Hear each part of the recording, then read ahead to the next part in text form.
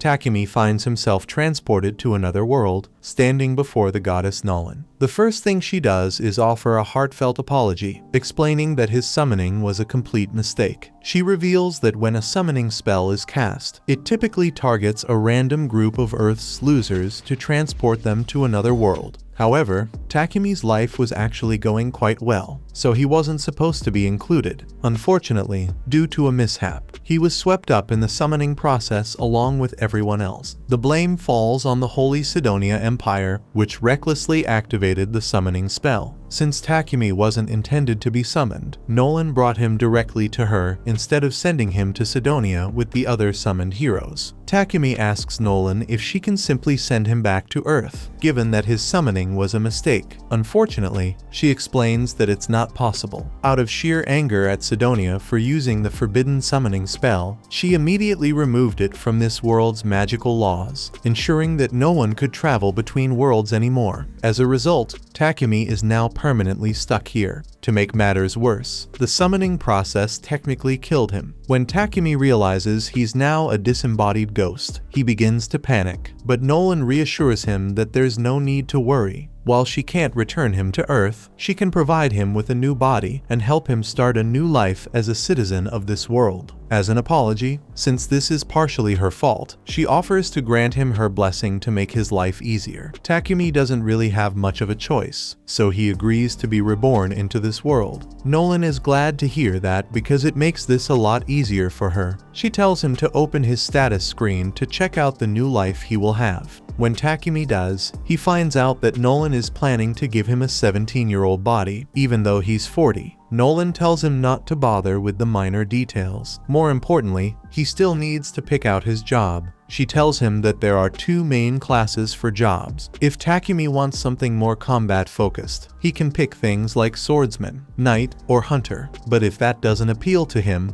he could always pick one of the production jobs instead. Takumi isn't too keen on the idea of fighting, so he opts for a production-focused job instead. Nolan proceeds to embed the job into his soul, along with several extra blessings, before sending him on his way, completely forgetting to provide any sort of tutorial. Takumi crash lands in the middle of a forest, and after managing to get back on his feet, he catches his reflection in a nearby river. It's then he realizes he's truly become a different person, and to his amazement, his arthritis is gone. Deciding to make the most of his new situation, he checks the bag Nolan left with him to see what he's been given. Inside, he finds some food rations and money, which means he doesn't need to worry about starving for the time being. Takumi checks his status screen and sees that Nolan really went all out, granting him an impressive array of useful skills. Among them, he notices elemental magic, so he decides to test it out. Holding out his hand, he calls out "Water Ball,"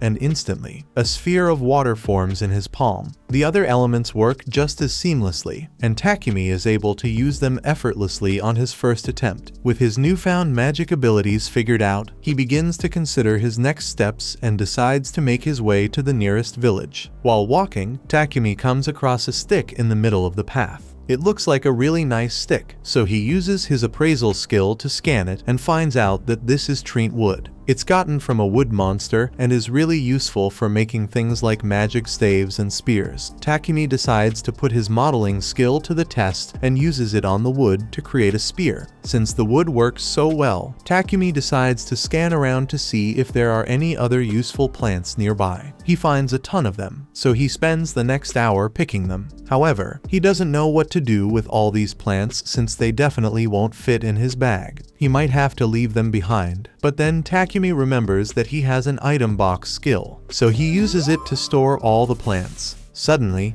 Takumi hears a scream nearby. Moments later, a little girl bursts out of the bushes and runs straight to him, pleading for help because a monster is chasing her. When Takumi turns to see the creature, he's faced with a massive, horned rabbit. The rabbit charges at him with incredible speed, nearly impaling him, but at the last moment, Takumi panics and accidentally stabs the rabbit in the head, killing it instantly. He's stunned that a beginner like him managed to defeat such a creature, and assumes it must be thanks to Lady Nolan's blessing. In reality, the goddess had nothing to do with it. It was pure dumb luck. After his fight, Takumi is granted the job title of warrior, much to his dismay, as he had hoped to avoid combat entirely. However, he sets that aside for now and checks to see if the little girl is unharmed. She introduces herself as Molly and assures him she's fine, explaining that she was out gathering herbs but wandered too far from Board Village and ended up getting attacked. When Molly mentions a village, Takumi gets excited and asks if he can go there. Molly agrees to guide him, but first points out that the rabbit's meat is delicious and asks if he's planning to take it with him. Realizing it would be a waste to leave it behind, Takumi stuffs the rabbit into his item box. Only then does it hit him that he just revealed his item box skill in front of Molly, even though he intended to keep it a secret. Resigned to his slip-up, Takumi follows Molly as they begin their journey to the village. At the same time, the other people who got summoned have just arrived in the Empire of Sidonia, and they are incredibly confused about what's going on. None of them are hurt, but they have no idea where they are. All of a sudden, they hear someone call out to them as heroes. A woman approaches and tells them that they are no longer in their original world and that they have been summoned to use their power as heroes to save this world. She introduces herself to them as the Empress of the Sidonia Empire, Elizabeth, and one look at her face makes the kids realize that she's shady as hell. Just then, Akane's unique skill kicks in, and it seems Nolan granted her the blessing of revelation. If she follows her gut instinct, she will naturally arrive at the right answer. And right now, Akane's gut is telling her that Elizabeth is a traitor, so she can't be trusted. By the time Takumi arrives in Board Village, Molly's parents come out to greet him and thank him for rescuing their daughter. Molly's father introduces himself as Banga, while her mother is Martha. They express their admiration for Takumi, assuming he must be a very responsible person to have traveled such a long distance on his own.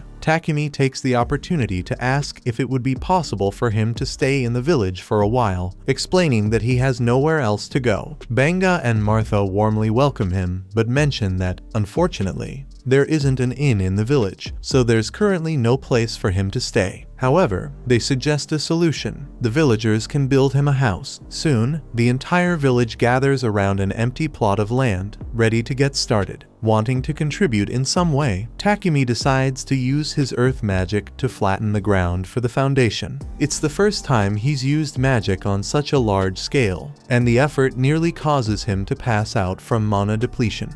The villagers are all amazed that Takumi can use earth magic so easily. Takumi asks if they think he just did something strange, but they tell him not to worry about it, since he has taken care of the foundation. The rest of them get to work assembling his house for him. By the next morning, Takumi's house is completed. Thanks to his carpentry, blacksmithing, and sewing skills, Takumi is able to make a good set of furniture for himself. But there's something else he's been meaning to try out. He got a bunch of ores from the village blacksmith, Boron, and he wants to try using alchemy to extract the metal. Takumi finds himself with iron ore, silver ore, copper ore, and even some magic iron ore. Starting with the iron, he decides to try making an iron ingot. Normally, this process would require a large furnace and several hours of labor, but thanks to his alchemy skill, he's able to do it instantly. However, the process consumes a significant amount of his mana. His first attempt at ore extraction is a success, and Takumi is thrilled with the result. Excited by the possibilities, he resolves to extract as much as he can so he'll have plenty of materials to work with later. After a few hours, Molly stops by Takumi's house to bring him some dinner. When she opens the door, she's horrified to find him collapsed on the floor, looking completely drained. It turns out Takumi had pushed himself too hard with the ore extraction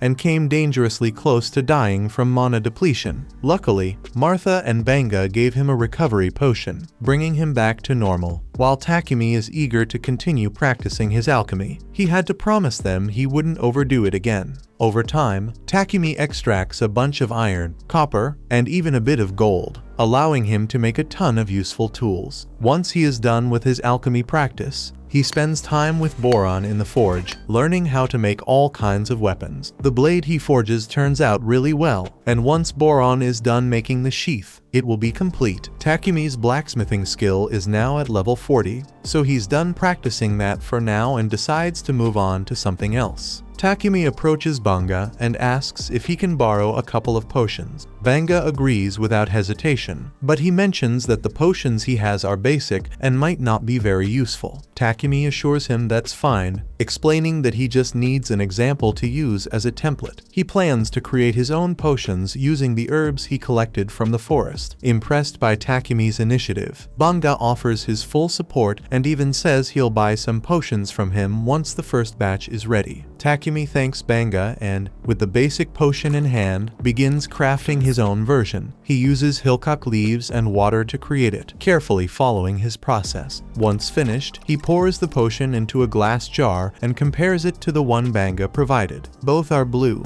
but the potion Takumi made is noticeably more vibrant and appears to contain traces of magic. Despite the promising appearance, Takumi isn't sure if it's a success. He knows he needs to test it to confirm it's safe, but the thought of potentially poisoning himself makes him hesitant to take the risk. To build up some poison tolerance, he decides to eat whatever questionable items he can find until he's about to die, and then use healing magic to cure himself. After a couple of hours of this self-destructive experiment, he feels absolutely terrible. On the bright side, curing himself so much has granted him the purification skill, which will definitely come in handy at some point. As Takumi is getting back to his feet, he hears a noise behind him and finds a massive boar staring him down. The boar is clearly hostile, so Takumi readies his spear to defend himself. However, as the boar charges, the spear breaks on impact, leaving the boar unscathed and Takumi defenseless. Desperate, he uses every type of magic at his disposal,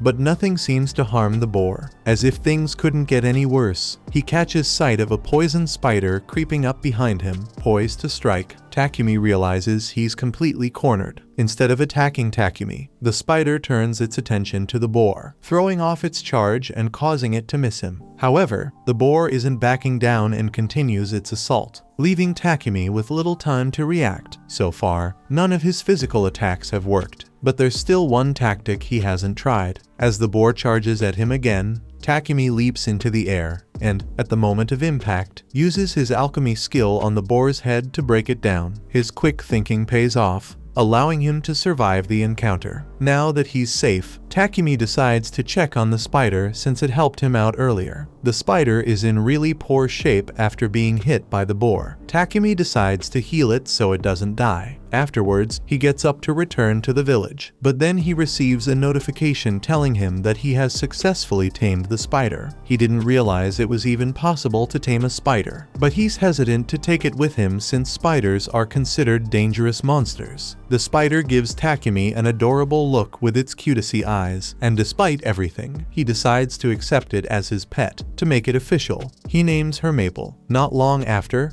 Takumi returns to the village, proudly showing off the massive boar he managed to kill. The villagers are impressed by his feat, but their amazement grows even more when they see the poisonous spider he's tamed. No one has ever accomplished such a thing before, leaving them in awe of Takumi's abilities. Putting that aside, Takumi suggests that the villagers share the boar since there's no way he can finish it on his own. That evening, the village throws a grand feast in his honor. While everyone else is enjoying the festivities, Banga approaches Takumi with the valuable leftovers from the boar and advises him to sell them in the nearest city, Bolton. With that, Takumi decides that Bolton will be his next destination. Meanwhile, Goddess Nolan has been keeping an eye on Takumi and is delighted by how well he's doing. One of her fellow goddesses questions her intentions, asking what she hopes to accomplish by giving Takumi such extraordinary treatment. After all, she provided him with a special body, a unique blessing, and even sent him back an entire year before Sidonia activated the summoning spell. Nolan, however, simply replies that she doesn't have any specific motive. She's just following what she believes to be the right thing to do.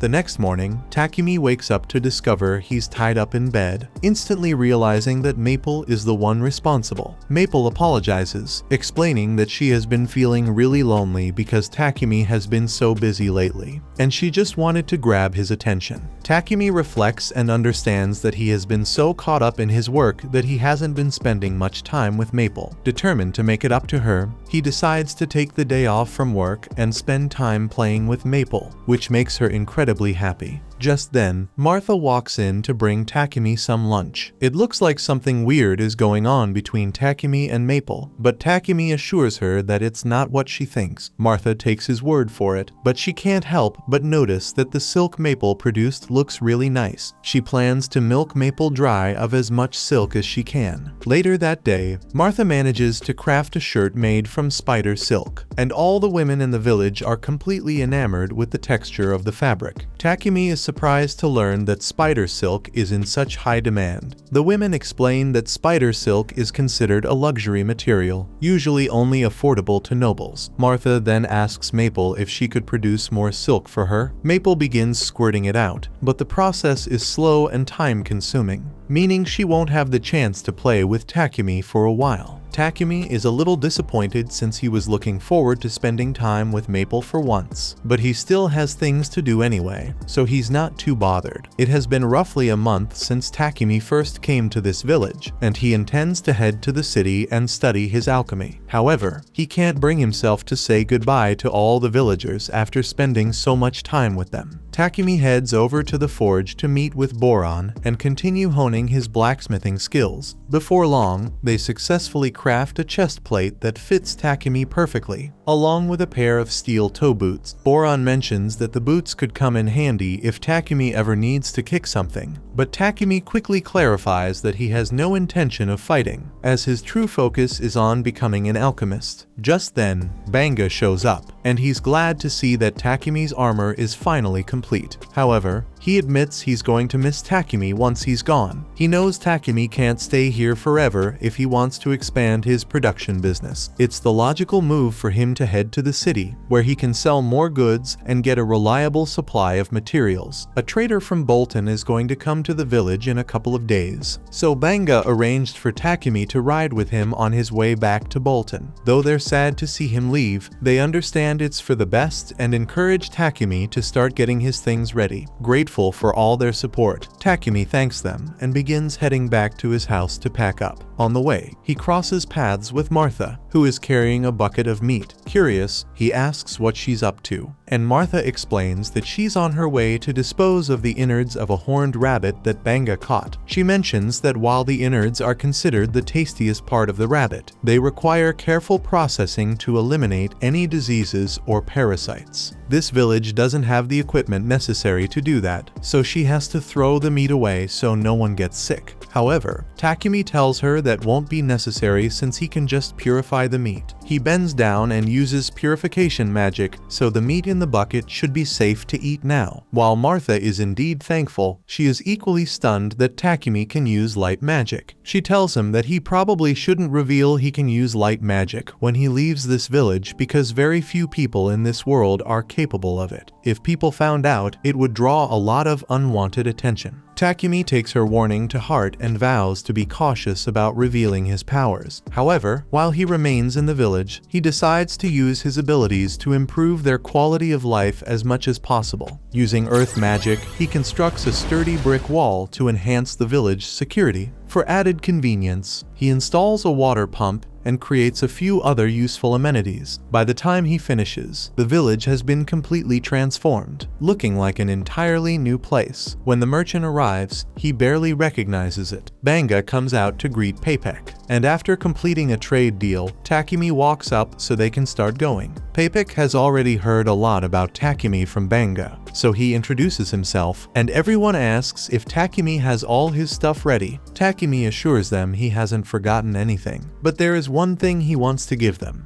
He takes a potion from his bag and hands it to Banga, mentioning that he already left around 100 of these bottles at Banga's house, in case of any emergencies. He wants Banga to use them to heal injuries. Papek, stunned by the quality of the potion, asks if he can take a closer look. Upon examining it, he confirms that it's a high-level potion. The rest of the villagers soon show up to bid Takumi farewell. Papek says he will wait for them to finish their goodbyes before he leaves. Molly says goodbye to Maple, who's sleeping in Takumi's sack, and Martha hands him an outfit she and the other ladies made for him out of Maple's silk. Takumi is really grateful for their thoughtful gift and thanks everyone once more for being so kind to him, even though they haven't known him long. He climbs into the carriage, and the villagers give him a warm and heartfelt send-off, assuring him that he will always have a place in their village. As Papek and Takumi set out for Bolton, Papek comments on how much the villagers clearly adore him. Even the others in the carriage can sense that Takumi was like family to the villagers, and the emotional farewell deeply touches Heath's heart. By the way, the group, also heading to Bolton, introduces themselves. The blonde guy introduces himself as Heath, the redhead is Real, and the gloomy-looking guy over there is named Bogger. They are part of a C-rank party called Lion Fang and are serving as Papek's bodyguards. However, the region is quite peaceful, leaving them with little to do. Real notices Takumi clutching his bag tightly and asks if he's carrying something valuable inside. Takumi responds, explaining that his pet killer spider is sleeping inside. The group is shocked that Takumi managed to tame such a dangerous creature. Real, however, insists on seeing the spider but comes across as overly creepy about it. Maple responds by headbutting him right in the face. Takumi immediately begins apologizing for Maple's actions, but the others reassure him there's no need, as Real completely deserved it. In fact, Heath jokes that after meeting Real, Maple might end up fearing all humans from now on. However, that doesn't seem to be the case since she seems to have taken a liking to Bogger. While everyone starts fawning over Maple, Papek calls Takumi to the front because he wants to talk about the potion he saw Takumi holding earlier. He asks if there are any more of those in stock because, if so, he would love to buy some. Takumi doesn't really mind selling Papek the potions, but all of a sudden, his horse stops, and it looks like there's trouble ahead. There is a horde of goblins surrounding the carriage for an attack, which is really bad news. The group seems eager that they finally have a chance to take action. They tell Takumi and Papek to relax and leave everything to them as they step onto the field. With about 20 goblins scattered across the area, they're confident in their abilities and dive into the fight. Real takes down the goblins from a distance with his bow, while Bogger and Heath handle the rest up close with their mace and axe. It doesn't take long before they've wiped out all the goblins. Afterward, they get to work dissecting the creatures to retrieve the magic stones. Soon after, everyone returns to the carriage, and their journey continues for 3 days until they reach Bolton.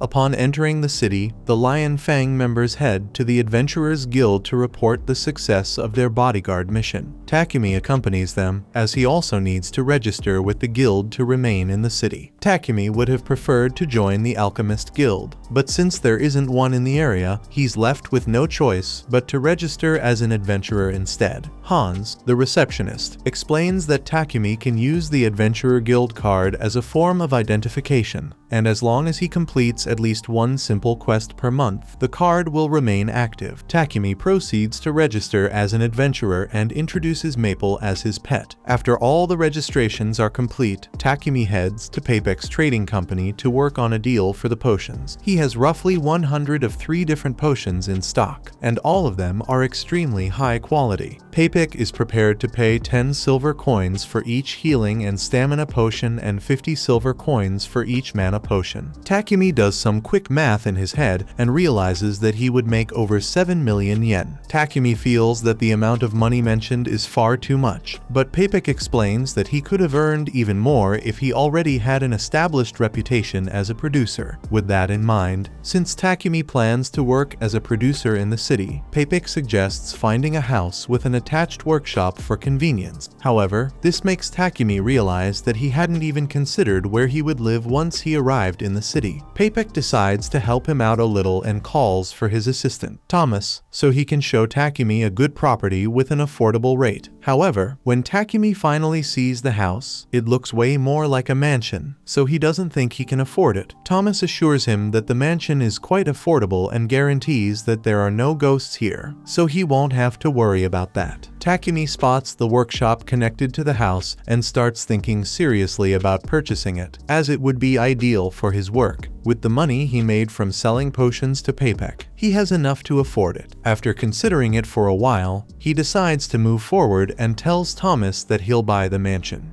Thomas is glad to hear that and says he will get started on the paperwork immediately so Takumi can move in tomorrow if he wants. As they're walking through the city streets, Takumi smells something foul in the air. Thomas can tell that the smell is bothering Takumi, so he explains that the foul stench is coming from the sewers. Wealthy individuals use magical purifiers to cleanse their sewage, but the main city sewers lack such a luxury. Magical purifiers are incredibly rare, as they can only be discovered in ancient ruins or dungeons, making them far too costly to install in the city's sewer system, while priests are occasionally hired to manually purify the sewers using magic. The sewers remain filthy for the majority of the time. The next day, Takumi and Maple move into their new house, and the first thing Takumi wants to do is find a solution to the sewer problem. He gets a piece of quartz and clay from Papek's company, and after using magic to shape it, he combines fire magic with space-time magic to bake it quickly. After doing that for a while, Takumi's mana is completely drained, so he has to drink a couple of mana potions. On the bright side, he does manage to complete his creation, a modern toilet. At that moment, Takumi hears Papek shouting from the living room. He hurries over to see what's happening and finds Papek completely wrapped in Maple's silk from head to toe. Confused, Takumi asks Maple why she would do such a thing, and she explains that she thought Papek would find it amusing. To her credit, the soft and soothing texture of her silk does put Papek to sleep, but that doesn't make it acceptable. Takumi apologizes sincerely for Maple's behavior. Papek assures him it's fine, though being suddenly tied up like that did startle him a bit, so he excuses himself to quickly use Takumi's restroom. However, as soon as he enters, he comes back out and starts asking what this marvel of technology is. Takumi comes over and explains that it's a toilet attached to a magical purification device, so it automatically cleans itself once you're done with your business. Basically, after you take a dump, it uses purification magic to break down waste into inorganic materials, which then get flushed down the drain. The setup makes perfect sense to Papek, but he points out that the only way such a thing could have been created is by someone with an aptitude for light magic. This makes Takumi realize he may have slipped up, as Martha had explicitly warned him against openly using his light magic. Worried, he asks Papek to keep this a secret. Understanding Takumi's concerns, Papek agrees not to tell anyone. However, he's so impressed that he insists on having some of these toilets and asks Takumi if he could make 100 of them. Takumi is hesitant to agree, as making just one toilet was a lot of work. But since Papek is so insistent, he agrees to do it as long as Papek can provide the raw materials. Papek is really happy to hear that, but he can't expect Takumi to make all those toilets by himself. So, he suggests that Takumi should make a slave contract. Takumi is startled by the suggestion, as he would never consider owning a slave. Papek explains that if Takumi wants to keep his abilities hidden, having a slave to assist him might be the safest option,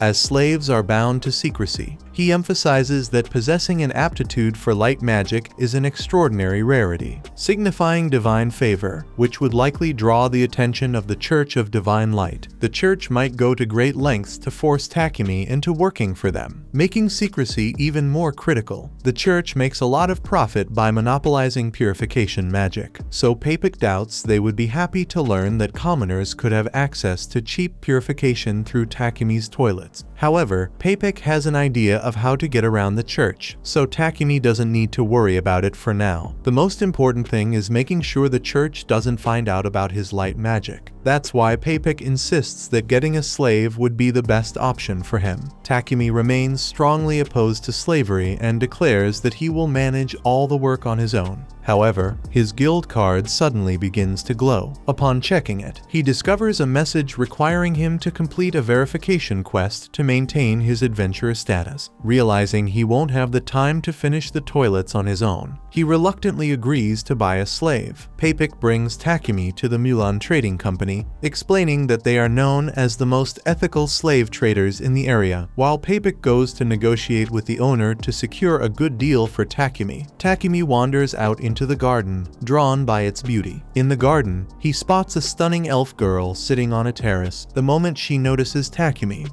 she immediately tells him to leave. A short while later, Papik introduces Takumi to Mulan, the owner of the slave trading company. He informs her that Takumi is interested in purchasing a slave, although he points out that Takumi was quite hesitant about the idea. Curious, Mulan asks Takumi if there's a particular reason for his reluctance. Takumi then explains that in his homeland, the practice of buying and selling people was abolished long ago, making it difficult for him to come to terms with it here. Mulan acknowledges Takumi's concerns, but reassures him that, in this nation, the rights and privileges of slaves are at least maintained to a certain degree. Here's how it essentially works. The owner is responsible for providing the slave with essential needs like food, clothing, and shelter, while the slave is expected to fulfill specific duties outlined in their contract. The contract also includes a clause preventing either the master or the slave from causing lethal harm to the other. Takumi finds this arrangement reassuring, as it essentially turns the slave contract into something resembling a regular job with clearly defined rules. Mulan goes on to explain the different types of slave contracts. For instance, those who become slaves due to debt are contracted until they earn enough to repay what they owe. Permanent contracts, on the other hand, are typically assigned to criminals or war captives as an alternative to execution. However, most slave contracts result from people being illegally forced into slavery by bandits. Papik suggests that a war slave would be the best choice for Takumi since they cannot leave their master without permission. While Mulan can arrange this, she asks why it's so important for the slave to be bound in such a way. Papik starts explaining Takumi's exceptional production skills and the need to protect his secrets, but Mulan insists on hearing the reasoning directly from Takumi. Takumi clarifies that, as a producer, he wants to focus on his work, but managing quests from the Adventurers Guild makes that difficult. Living in a mansion, he also needs help with its upkeep. Moreover, due to certain unique skills he has, he needs assurance that his slave won't disclose any information about him. Lastly, because his quests involve harvesting ingredients and could be dangerous, he requires a slave who is also a skilled fighter to ensure their safety. Mulan quickly understands that Takumi doesn't have any bad intentions, but she firmly refuses to let him make a single slave handle both housework and combat. She's willing to do business with him only if he agrees to purchase 2 separate slaves for the roles. With that in mind, she mentions that she knows someone who would be perfect as a housekeeper and calls Maria into the room. Maria, who was forced into slavery as a child, has been trained extensively in reading, writing, mathematics, and general housekeeping, making her an excellent candidate for the job. Maria confidently states that she's capable of managing all the housework for a mansion on her own, which reassures Takumi. However, Maria notices that he seems lost in thought and asks if something is bothering him. Takumi tells her he's just a little confused since he doesn't understand why no one has bought Maria yet. Considering how cute and capable she is, Maria gets all embarrassed by Takumi calling her cute, so he apologizes since it might have been inappropriate to say. Maria calms down and tells Takumi that she can only do the housekeeping work outlined in the contract and nothing else. Takumi says he's fine with that since he only wants her to do housekeeping work, but Maria wants to make it very clear that she won't do anything else. Takumi doesn't understand why she's talking about it so much since Mulan already explained how these contracts work, but then Maria blurts out that she can't sleep with Takumi. Takumi feels flustered as well, but reassures Maria that his intentions are genuine. He only wants her as a housekeeper, not anything inappropriate. With that clarified, Takumi asks Maria if she's still willing to form a contract with him, to which she happily agrees. With the matter settled, Mulan announces that she'll begin drafting the contract for Maria. However, when it comes to a battle servant, Mulan explains that she doesn't currently have anyone who meets the criteria. Hearing this, Maria calls her out, claiming that Sophia is still around. Mulan doesn't appreciate being challenged and sharply tells Maria to return to her room and start packing her belongings. After Maria leaves, Takumi asks Mulan if what Maria said is true. Mulan confirms that there is indeed a battle slave in the building, but warns that Sophia might not be a good match for him due to her many issues. Mulan attempts to end the conversation, but Takumi, intrigued, requests to meet Sophia. Reluctantly, Mulan agrees and takes him to her room. When they arrive, Sophia is startled to see that the visitor is the boy she encountered in the courtyard earlier. Mulan explains Sophia's background, revealing that she was captured as a war slave during the conflict between the Kingdom of Triaria and the Kingdom of Yugur events that took place over 50 years ago. Takumi is shocked to discover that Sophia is over 50 years old, leading Mulan to explain that the Kingdom of Yugur was an elf nation, and elves naturally have much longer lifespans. Mulan then details why Sophia has struggled to form a contract with anyone. She bears a noticeable scar on her ears, and both her right hand and left leg have limited mobility. These physical issues alone make her unsuitable for most seeking a battle slave, but on top of that, she has also lost her ability to use elemental magic, a defining trait of elves indicating she might be cursed. Given all this, Mulan doubts that Sophia could be of any help to Takumi on his quests. Despite her concerns, Takumi insists on assessing the situation himself and requests some time alone with Sophia. Mulan hesitantly agrees and leaves the room. Once they're alone, Takumi gently holds Sophia's face and looks into her eyes. Though he's not fond of using appraisal on people without consent, Takumi feels it's necessary to understand what he's dealing with. When he examines Sophia's status screen, he's stunned to see that her stats are incredibly high. While her injuries and curse do limit her abilities, Takumi realizes that if he can fix those issues, she would be an ideal battle companion. Soon after,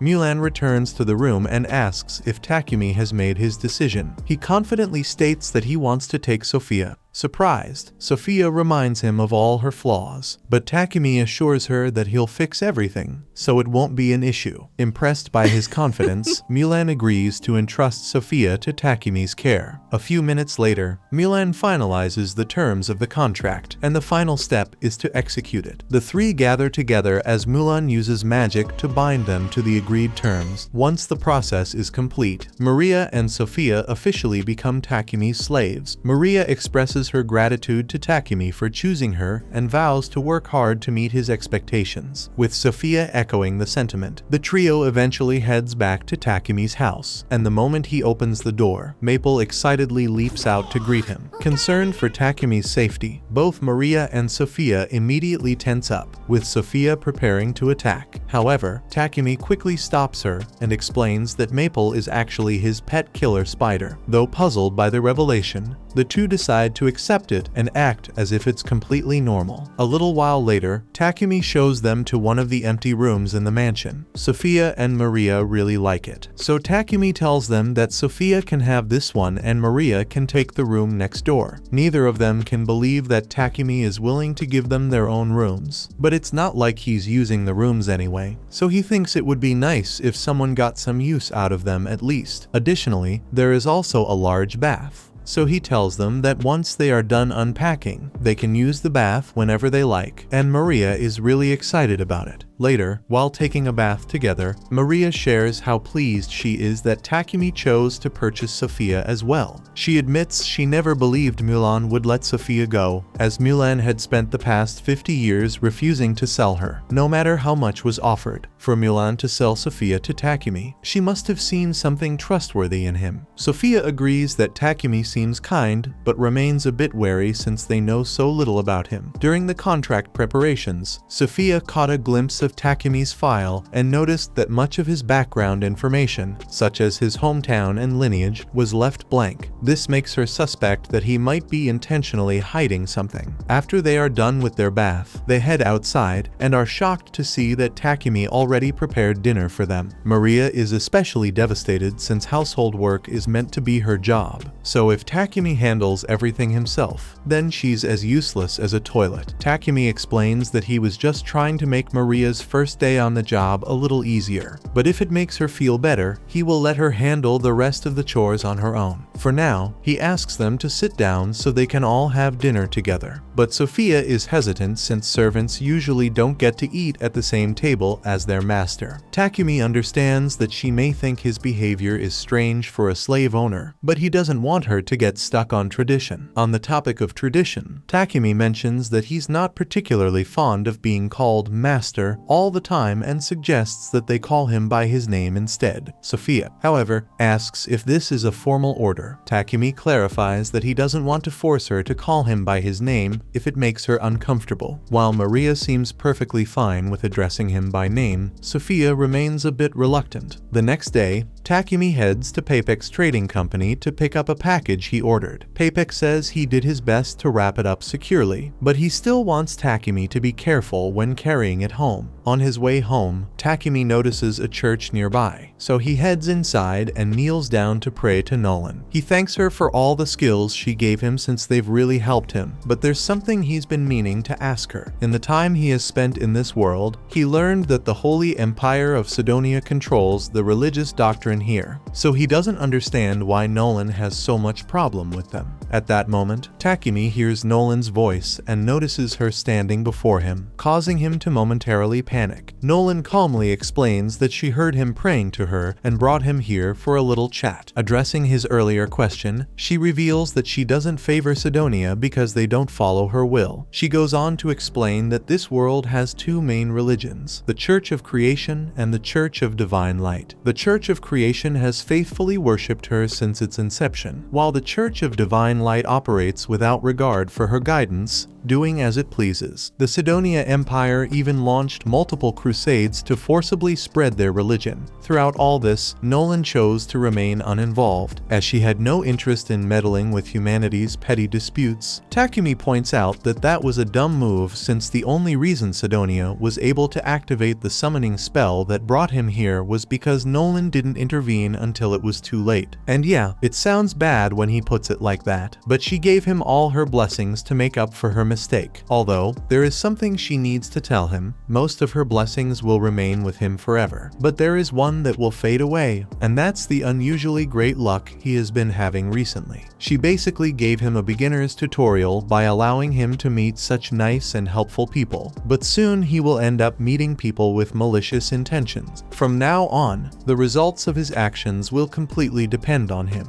Shortly after, Takumi arrives home, only to trip over Maple, who eagerly greets him. Sophia and Maria rush to check on him, but when Sophia tries to take the package he brought, he quickly stores it in his item box to keep her from touching it. He then informs them that he'll be working in his workshop for a while and requests not to be disturbed. Sophia, noticing the package was wrapped in high-grade magical paper, grows suspicious, suspecting it might contain something dangerous. Unable to ignore her doubts, she follows Takumi to his workshop. There, she is shocked to witness him dipping a knife in poison, deliberately cutting himself, and immediately healing the wound. His actions seem bizarre and unsettling. When Takumi casually mentions Maria's name during his experiment, Sophia's suspicions intensify, leading her to believe he has sinister intentions toward Maria. She tries to attack him, but overwhelmed by exhaustion, collapses on top of Takumi instead. Takumi checks her status to figure out what's wrong with her, and he discovers that she is suffering from extreme exhaustion, likely due to her curse. A wound like this normally wouldn't be that difficult to heal, but because of the curse, it takes a lot of effort for Takumi to finally heal her hand. Once he's done, his light magic levels up. He later carries Sophia up to her room, and since his light magic leveled up, he now has enough power to dispel her curse, so he pours all his magic into it, and eventually, he's able to fully heal Sophia as well as lift her curse. She's still unconscious due to exhaustion, but she should be fine once she gets a little rest. A couple of hours later, Sophia wakes up, and upon seeing Maria, she urgently warns her to run, convinced that Takumi is completely insane based on what she witnessed earlier. Maria, however, has no idea what Sophia is referring to, but she's more certain than ever that Takumi is a genuinely good person. To prove her point, Maria holds up a mirror for Sophia, revealing the changes Takumi has made. Sophia is stunned to realize that her body has been healed and her magic restored. Determined to understand, Sophia steps outside to confront Takumi, who confirms that he successfully removed her curse. He explains that it required enduring significant pain and effort to level up his skill, but he reassures her that she doesn't need to feel burdened by it. After all, he had promised to heal her. Sophia comes to the realization that she had entirely misjudged Takumi. Overwhelmed with gratitude for the kindness he has shown her, she kneels before him and solemnly vows to serve him faithfully for the rest of her life.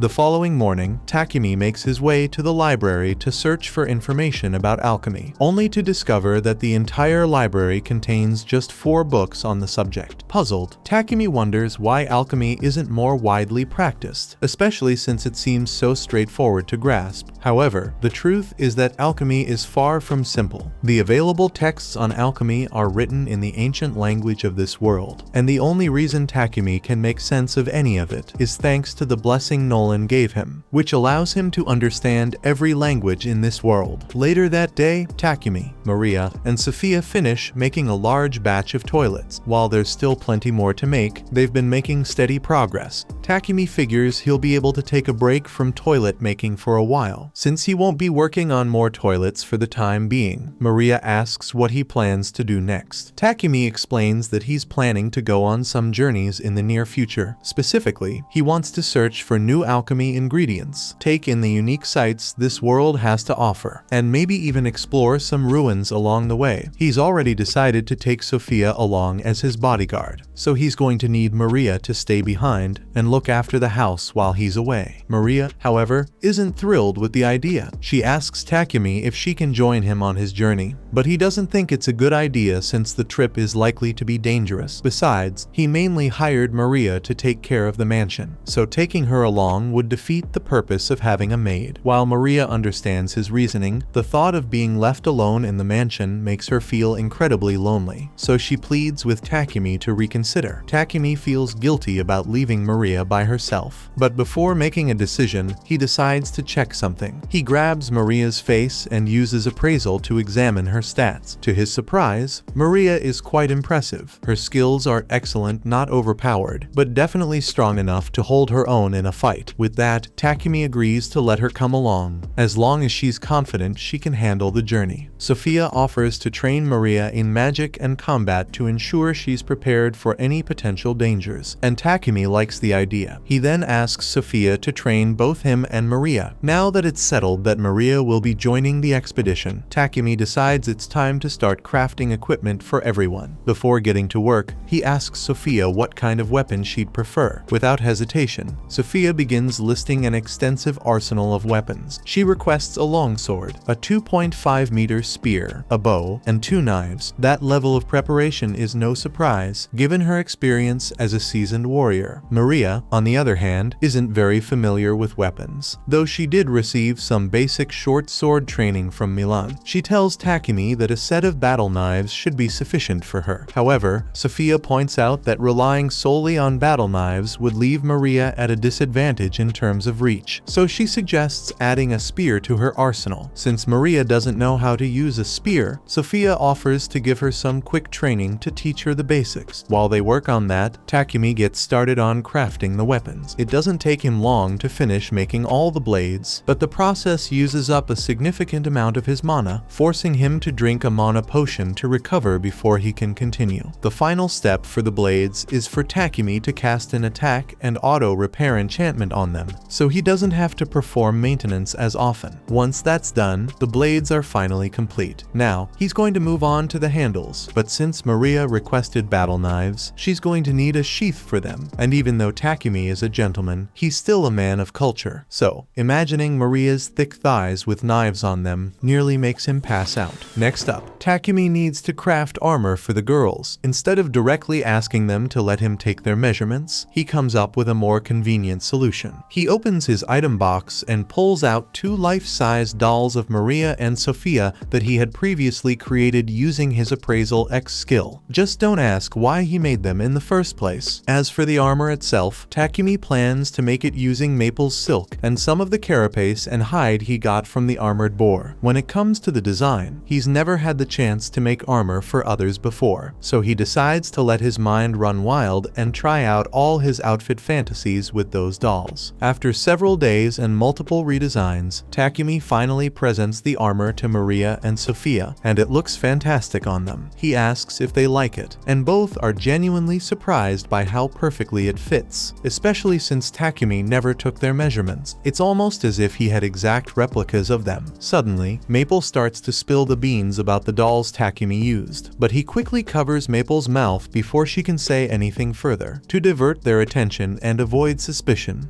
Takumi shifts the conversation, asking them what they think of the weapons he crafted for them. Sophia pulls out the sword Takumi made for her, and she says it feels perfect. The same goes for Maria as she tests out her battle knives, and she is grateful for the equipment he made for her. There's one more thing Takumi made for the two of them, so he pulls out some rings and tells them it should help with their magic casting. Sophia and Maria accept the rings, but they feel bad about troubling Takumi so much since rings like these are bound to consume a ton of mana. Takumi admits that it was exhausting, but it helped him level up his ice and lightning magic, so it was well worth the effort. Once all the equipment had been tested, the three of them head to the guild so Takumi can register Maria and Sophia as adventurers. Since it's their first time at the guild, Maria and Sophia are both assigned the H rank. While they're there, the receptionist reminds Takumi that he needs to complete at least one quest to maintain his adventurer status. Takumi then heads over to the mission board to look for a suitable quest. He's aiming to pick an H or G rank quest to keep things simple, but Sophia suggests he go for a higher difficulty quest instead, as it would help him raise his rank more quickly. A couple of bastards overhear that Takumi is H rank, so they think they can intimidate him into running away so they can have fun with Sophia and Maria. They tell Takumi that they are all D rank, so there's no way he could handle them all at once, and they have no problem with beating up a random guy for fun. Maria is about to step in and knock some sense into these idiots, but Takumi stops her and says he will handle it himself. He's absolutely terrified, but these guys not only disrespected him, but more importantly, they disrespected his friends, so he can't back down. The D rank adventurers are insulted that an H rank rookie like Takumi would dare to challenge them, so the pot-bellied guy throws a punch at him with all his strength. Takumi doesn't even bother dodging, letting the punch land, but the only one who gets hurt is the D rank guy, as he ends up breaking his hand from the impact. Suddenly, the guild master, Barak, arrives on the scene, demanding to know what happened since fighting is strictly forbidden in the guild. Initially, he assumes Takumi is the one at fault because Takumi is completely unharmed, while the other guy has a broken arm. However, Maria quickly defends Takumi, insisting he didn't do anything wrong. The receptionist also steps in to confirm their story, explaining that all Takumi did was stand there and take a punch to the face. The guild master still wants to get to the bottom of this, so for now, he asks someone to drive the potbelly guy away and tells Takumi and his party to come with him since he has a few questions to ask. He believes that Takumi was just defending himself, but he doesn't understand how he did it and would like an explanation. Takumi is a little uncomfortable about revealing personal skill information, but the guild master assures him that all this information will remain confidential. In that case, Takumi explains that when the guy threw the punch at him, he opened his item box and pulled out a bit of charcoal, which he then used to cover his body for defense. To make sure he wouldn't get hurt, he synthesized the charcoal into diamond. That explains how he broke that guy's fist without doing anything. While they're on the subject, the guild master suggests promoting Takumi to D rank immediately. It's clear he has the skills to qualify, and having a higher rank would deter fools like the last guy from targeting him just because he's accompanied by attractive women. However, Takumi feels it wouldn't be right to receive an automatic promotion for such a reason. Hans then proposes that Takumi and his party take on a few challenging quests to earn their rank promotion fairly. Both Sophia and Maria think this is a solid idea, so Takumi agrees to go along with it. The quest they were assigned involves exterminating goblins and kobolds and gathering marrow herbs. They head out into the forest to begin. Maple acts as the group scout and warns them that there is a group of 4 goblins ahead. Sophia takes the initiative and volunteers to handle the first 2, so she dashes forward and cuts them down in one swing. The remaining 2 are tripped up by Maple's web, and once they fall to the floor, Maria and Takumi stab them through the neck. Takumi is pleased with how well they've been handling the monsters, but he can't help but notice just how many they've been encountering in this area. They've already taken down nearly 100 goblins and kobolds, which leads Sophia to suspect that there might be a monster encampment nearby. If that's true, then it's highly likely that a goblin general is present as well. A goblin general is a C rank monster monster, meaning it would usually require at least 5D rank parties to defeat it. But with Sophia's spirit magic, Maria's earth magic, and Takumi's elemental magic, she is confident that they should be able to beat it. Takumi still feels a bit uneasy about taking on such a challenge, but since Maria and Sophia seem so confident in their strength, he's willing to go along with it, not to mention they still have Maple on their side. Out of nowhere, Maple informs Takumi that she's about to evolve and can no longer participate in the fight. Takumi nods in understanding and opens a pocket dimension for her to rest in. However, this leaves Sophia and Maria full of questions, wondering when Takumi learned to create pocket dimensions. Takumi casually dismisses their curiosity, claiming it's just one of his skills. More importantly, he points out that with Maple out of commission, they won't have as much support as they initially planned. Despite this, Sophia remains confident that they can still manage to succeed. They soon arrive at the goblin camp, and after a little reconnaissance, Sophia concludes that there are around 400 goblins here. Takumi asks her if they really have to fight all those goblins, and normally they would. But Sophia's reconnaissance also revealed that there are no humans in the area, so they are free to blow this place up with magic. The three of them prepare their strongest attack spells, and all at the same time, they unleash hell on the goblin camp. By the time they are done, almost all the goblins have been killed, so the only ones left are the goblin general and a few of the goblin knights. Sophia decides to take on the goblin knights, leaving Takumi to deal with the goblin general. Instead of engaging it directly with his spear, he chooses to set it on fire, quickly finishing it off. Once they confirm that all the goblins have been eliminated, they collect the magic stones and head back to the guild, completely drained from all the effort. The three of them can barely stand. Hans is astonished that they managed to complete their quest and even defeat a goblin general in just half a day. He then asks them to step into the meeting room because the guild master wants to have a word with them. Barak is both amazed and angry that Takumi would do something as reckless as face an entire goblin camp with this single party. But just as he is about to begin scolding Takumi, his pocket dimension opens up, and Maple pops out. She has now evolved into an arachne, so everyone is excited to see her new form. At this point, Barak decides to just let the whole reckless battle thing slide since Takumi's party clearly isn't normal. When they arrive back home, Maria asks Takumi if he has any spare cloth so she can make some underwear for herself and Sophia. However, Takumi comes up with a much better design idea and offers to make it for her instead. Just then, Maple emerges from the pocket dimension and informs Takumi that Papek has arrived to see him. Takumi goes to meet him and learns that Marcus Godwin, the Lord of Bolton, has requested an audience with him. While Takumi would prefer to avoid meeting Marcus Godwin, the circumstances leave him with no other option. Takumi eventually arrives at Godwin's castle, and fortunately, Godwin turns out to be a reasonable man. The first thing he does is express his gratitude to Takumi for creating all those toilets, which have significantly improved the town's sanitation. He also acknowledges Takumi's efforts in taking down the goblin encampment, which would have posed a serious threat if left unchecked. Recognizing Takumi as a valuable asset to the nation, Godwin advises him to be cautious, as it's only a matter of time before Sidonia sets its sights on him. A few days later, Takumi finally completes the underwear for Sophia and Maria, but the process turned out to be much more challenging than he expected, leaving him completely exhausted. Sophia and Maria are thrilled with the results and praise the design, expressing their gratitude. Absent-mindedly, Takumi asks if they'd like to try the underwear on now so he can check the fit. A moment later, he realizes how inappropriate that sounded and bolts out of the room in embarrassment. Sophia and Maria, however, are a bit disappointed, as they were more than willing to do it if he had stayed.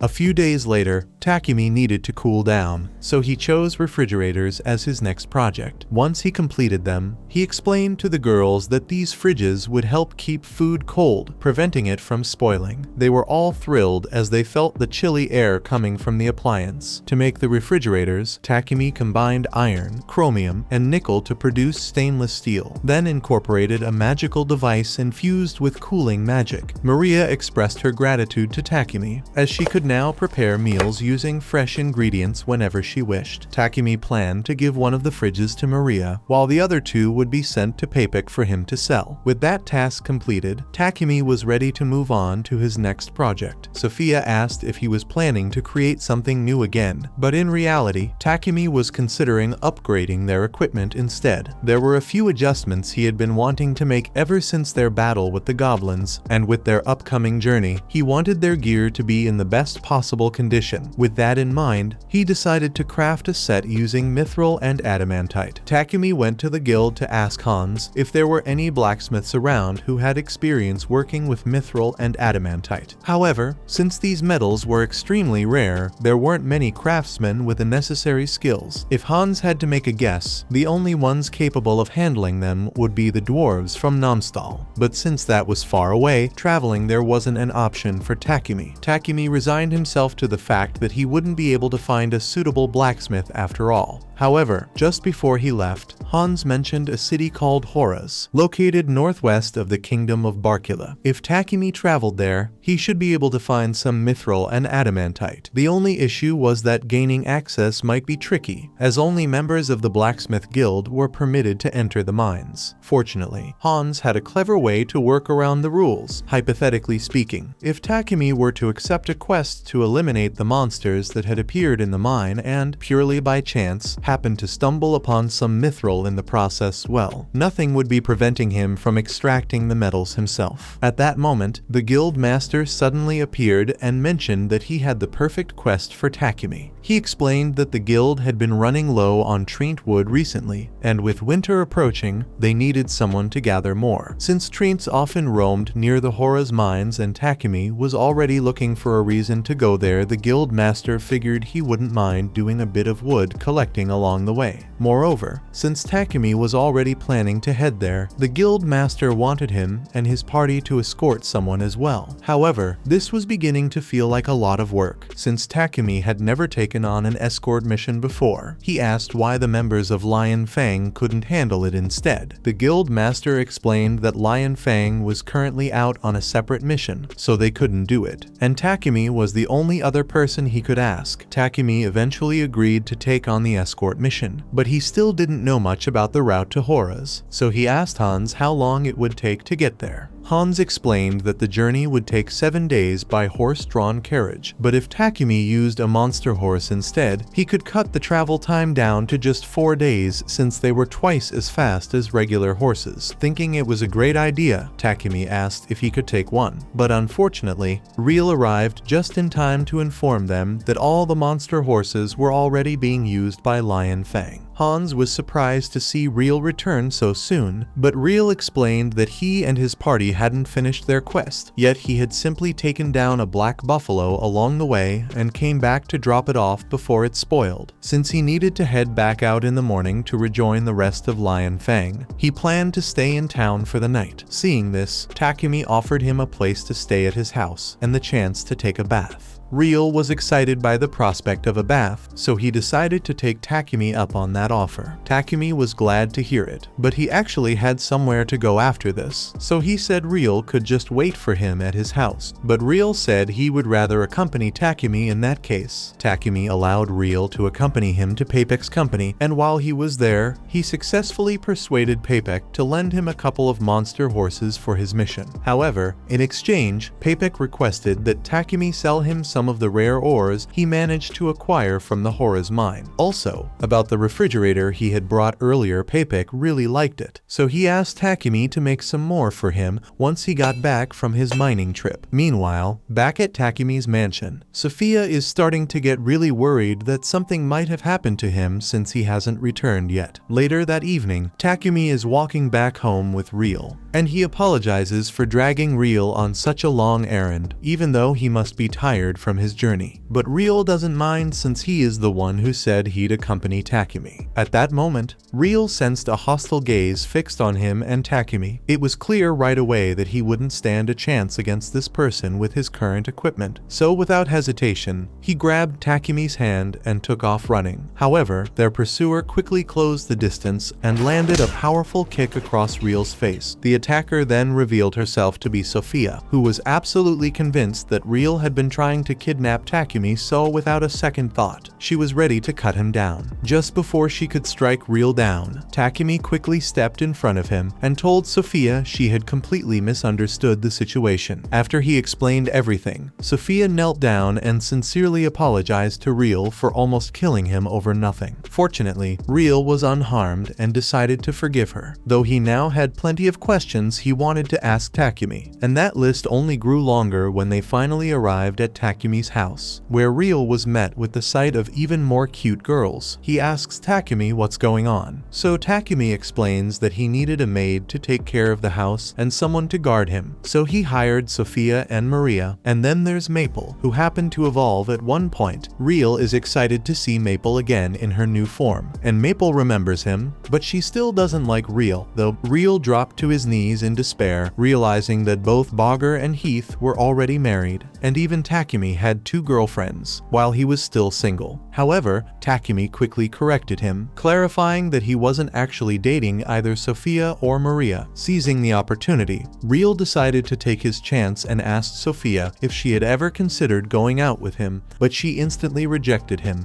and Maria did the same, and just like that, Real found himself defeated once again. A little while later, as Real is crying in the bath, Takumi talks to Maria and Sophia about the mission he accepted so he can go mine some mithril and adamantite. Sophia thinks it's a good idea since Trent wood is a precious material, and everyone else is on board, so Takumi says they will head out in 3 days' time. The next morning, Real set off to rejoin the rest of Lion Fang. Once he was gone, Takumi decided it was time to start crafting new equipment for his party's upcoming Trent hunt. He obtained a magic-draining tungsten carbide sword, which was already an impressive weapon, but it was far too large to use in its current form. Because of that, Takumi planned to break it down. He attempted to use his alchemy skill on it, but the sword put up resistance, requiring much more effort than usual. However, after some persistence, Takumi finally managed to break the metal down and forge it into 2 separate blades. The blades drain the mana of any opponent who is cut with it, so Takumi is happy with the results, although it left him totally drained. 3 days later, Takumi and his group met with Papek to pick up the carriage he had promised them, and inside, they found the man the guild master had assigned them to escort already waiting. Curious, Takumi approached him, and the man introduced himself as Gambo. With that, the group set off on their journey, but along the way, they made a stop in a nearby field so that Takumi and the others could hunt their Trent. As they ventured into the forest, Sophia noticed a Trent attempting to blend in with the surrounding trees and quickly pointed it out to Takumi. Without hesitation, he charged forward to take it down. The Trent tried to strike back, but with Sophia and Maria covering him, Takumi easily managed to cut it down. However, that was just one Trent. There was still an entire forest full of them left to deal with. It'll take too long to kill each Trent individually, so Sophia suggests that they should use magic, and it seems to be working really well.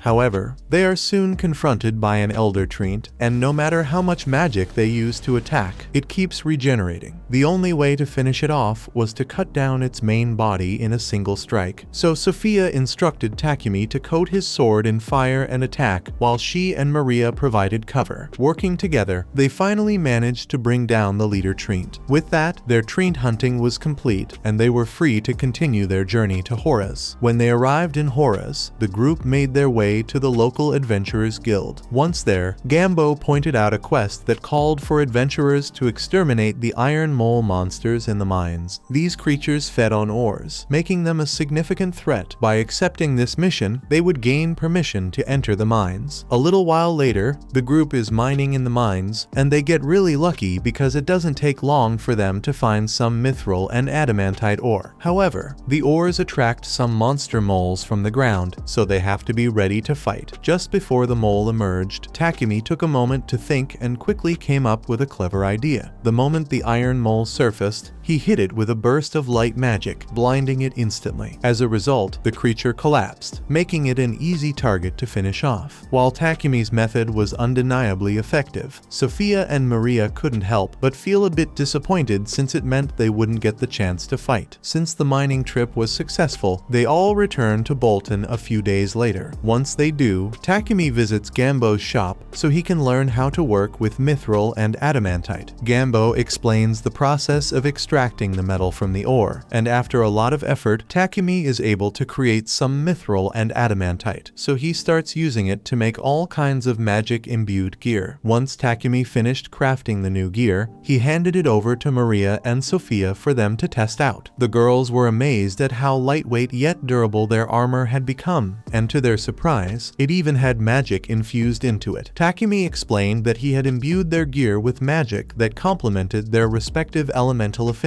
As for his own armor, he had enchanted it with something called Thunderclap, an ability that provided an extreme agility boost, allowing him to move at incredible speeds. However, the second Takumi tries to do something cool by showing off how fast he is, he ends up crashing face first into a wall. Next, Takumi presented the new weapons he had crafted, along with the enchantments he had placed on them. Both Sophia and Maria were thrilled with their new spears, but Sophia had a special request. She was willing to lay down her life to protect Takumi, so she asked if he could forge a shield for her, allowing her to guard him more effectively. Takumi thinks that's a good idea, but he reminds Sophia that she should value her own life just as much as she values his. Nolan had been observing Takumi the entire time, pleased with the progress he was making. She knew he would need every bit of strength he could muster for the battles that lay ahead. Meanwhile, 1 year in the future, in the kingdom where the other heroes had been summoned, Akira and Yamato stood ready. With their training now complete, they were about to embark on a mission assigned to them by the king of Samandor. Back in Takumi's time, he had just completed the shields that Sophia had requested. However, upon seeing how much effort and energy it took out of him, she couldn't help but feel guilty. She wished Takumi had an assistant who could help him with his production, making his workload a little easier. Meanwhile, in the royal capital, the Lord received a letter from Sidonia. It appeared that word had spread about Takumi's toilets and the purification magic infused in them. Although they had yet to learn who Takumi was, they were already making plans to take action against him. The Church of Divine Light, upon discovering the purification magic toilets being used in Barkula, decided to send a messenger to meet with the king. They quickly made an official appeal to the Pope in Sidonia. As a result, they convinced the Pope to declare that purification magic is a divine gift from their god, meaning they alone should have the right to use it. Consequently, they demand that the king of Barkula surrender the patent for the purification magic circle. On top of that, they insist that the king reveal the identity of the person responsible for creating these purification devices in the first place. The king hears out the church's demands, but since they are outright ridiculous, he decides to disregard them completely. The church's messenger is stunned that the king would have the audacity to defy the church and, in response, threatens to command all the priests stationed in Barkula to return to Sidonia immediately. However, the king remains unfazed by this threat and, in fact, goes so far as to encourage him to follow through with it. Takumi eventually learns about the king's decision and feels relieved that the king didn't betray him. However, he can't help but feel a bit uneasy about how strongly the king rejected the Church of Divine Light. With Sidonia's church likely to turn against Barkula, Takumi would hate to be the cause of such a major conflict. But Papik reassures him that there's no need to worry. After all, the Church of Divine Light isn't the only religious group in this world, there's also the Church of Creation. Even though the Church of Divine Light holds significant influence, there are still plenty of followers of the Church of Creation in this country, so their absence won't be a huge loss. On top of that, the priests of the Church of Creation offer recovery magic to anyone in need, whereas the Church of Divine Light demands exorbitant fees for any holy magic. Since the Church of Divine Light is backed by Sidonia, Takumi will likely have to steer clear of them from now on, but that's just how things are. Anyway, the reason Papik came to see Takumi today is that he had previously shown the king Takumi's toilet and refrigerator, and the king was so impressed that he requested Papik to bring Takumi to meet him. Takumi feels a bit uneasy about meeting someone as important as the king, but Papik reassures him that it's not a command he's free to decline if he chooses. That said, Papik is really hoping he'll accept, as it would greatly benefit his company's relationship with the royal capital. Takumi ultimately agrees to the meeting. That That evening, he shares the news with Sophia and Maria, asking if they would be willing to accompany him to the royal capital. Bacalatos both eagerly express their desire to go with him, so he proposes that they set out in a week. However, there's plenty to prepare in the meantime. Since the journey to the royal capital will take around 7 days, Maria will need to prepare a substantial amount of food in advance. While Maria handles that, Takumi mentions that he'll be working on new cloaks for both her and Sophia. He recently received some dark element magic stones from Paypak, and by using them to craft the cloaks, he can enchant them with a perception blocking spell. While such a spell would be incredibly useful in battle, Takumi's main reason for making it is to ensure that Sophia and Maria won't be bothered when they arrive in the royal capital. Later on, Sophia and Maria go out shopping, and while selecting some fruit, Maria grumbles that Takumi doesn't have enough confidence in himself. Sophia agrees, noting that he's good-looking, possesses remarkable alchemy skills, and has an incredible talent for invention. She continues enthusiastically listing all of Takumi's great qualities, but Maria can't help but notice just how excited Sophia gets when talking about him. This makes her suspect that Sophia might actually be in love with him. Sophia denies having such impure thoughts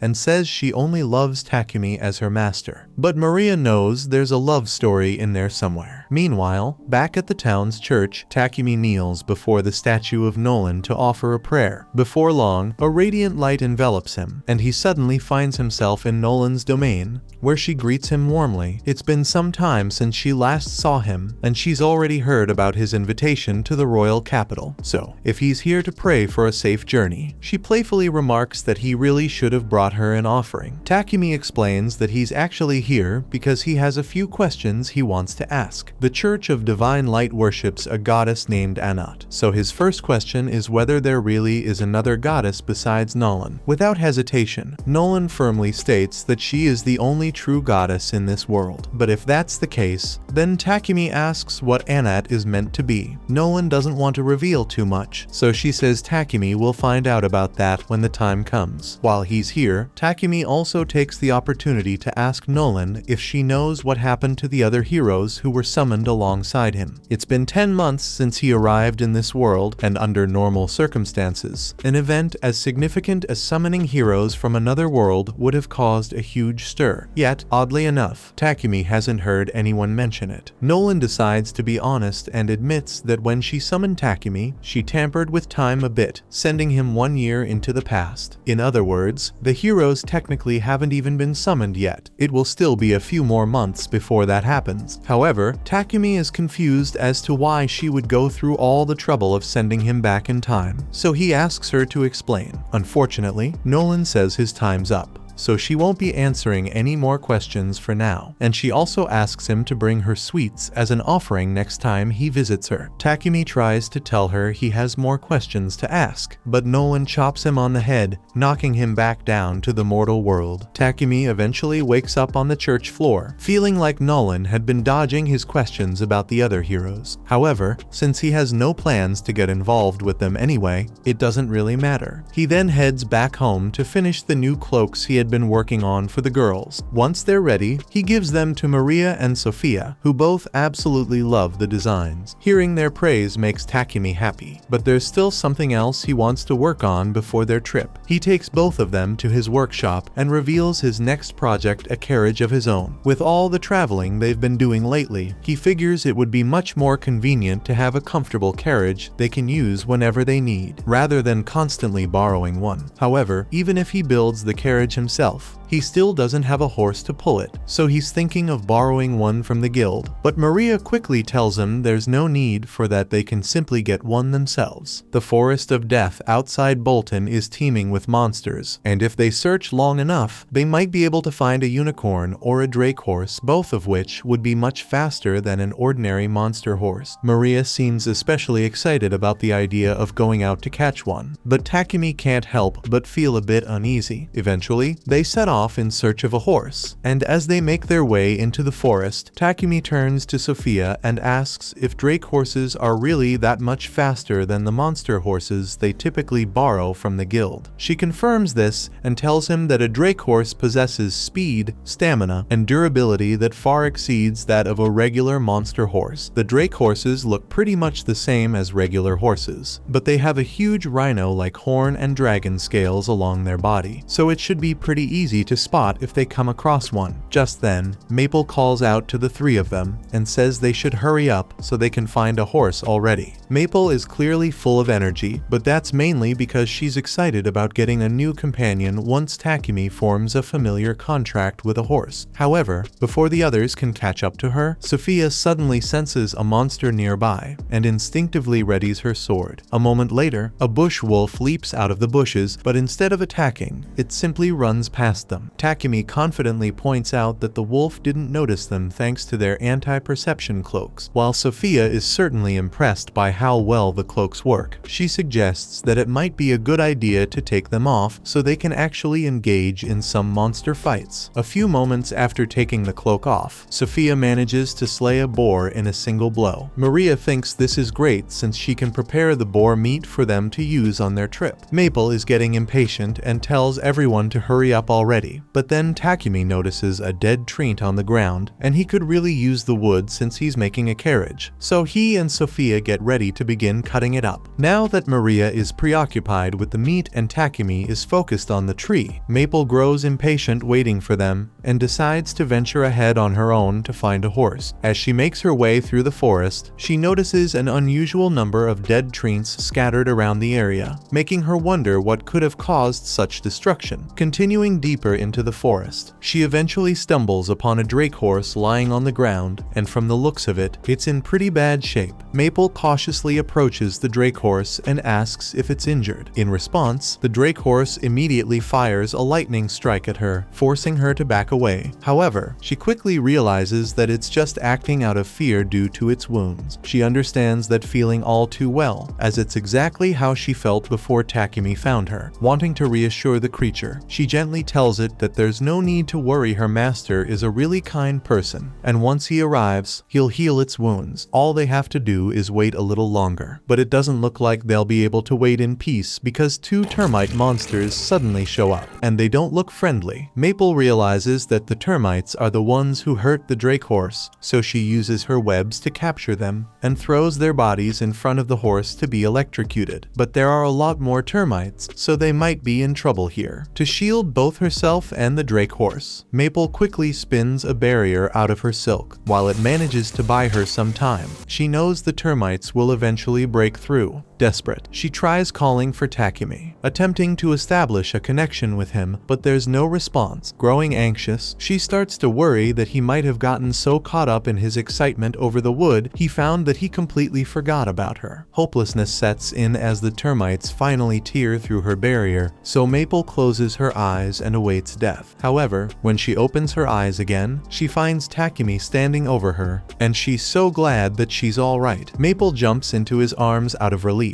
He actually came to save her because she was so worried when he didn't respond to her call. Takumi explains that the likely reason her call didn't go through was the barrier she created. While it was well constructed for blocking attacks, the tightly woven layers also ended up blocking all mana signals, preventing her message from reaching him. However, the moment he realized he had lost Maple's signal, he immediately rushed to her last known location. Once he arrives, he quickly spots the drake horse behind Maple, and she wastes no time asking him to save it. So he extends his hand and tries to use healing magic on it. However, the drake repels him since it doesn't trust Takumi. Sophia tells Takumi that they need to leave soon since there may be more termites in the area, but if they leave the drake out here on its own, it is bound to die. So Takumi decides to put it in his pocket dimension with Maple until they get home. Sophia cautions Takumi that he can't place such a high-level beast into his pocket dimension without forming a contract first, as doing so would put immense strain on his body. However, Takumi is confident that he'll be fine. As it turns out, he was not fine. The moment he placed the Drake horse into his pocket dimension, he collapsed almost instantly. Even after the girls brought him back home, he has remained unconscious for the past 12 hours. The fact that the Drake is still in his pocket dimension means Takumi's mana will continue to be sapped until he eventually withers away. And he can't open the barrier to let the Drake out because he's unconscious. So Sophia gets in touch with Maple and asks her to open the pocket dimension from inside. Maple agrees to help but points out that the Drake will likely be scared